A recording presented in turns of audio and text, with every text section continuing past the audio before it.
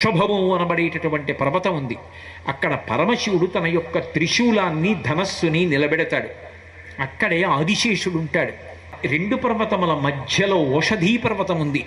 ఆ ఓషధీ పర్వతంలో 4 ఓషధులు ఉన్నాయి. మృత సంజీవని, విశల్యకరణి, సువర్ణకరణి, సంధానకరణి అని 4 ఉన్నాయి. ఆ 4 ఓషధులు తీసుకురావాలి.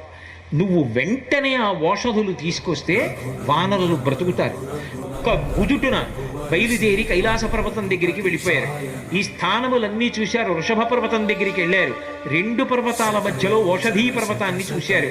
ఓషధీ పర్వతం హనుమ వస్తున్నారు, ఓషధుల్ని తీసుకెళ్ళిపోతారని కనపడకుండా వాటిని దాచింది. నా స్వామి అయినటువంటి రామచంద్రమూర్తి కార్యానికి పనికి రాకుండా ఓషధుల్ని దాస్తావానని ఆ సంజీవని పర్వతాన్నంతటిని పెల్లగించి చేత్తో పట్టుకుని ఆకాశ మార్గంలో కించిత్ శ్రమ పడకుండా కాంచనలంక ఉన్న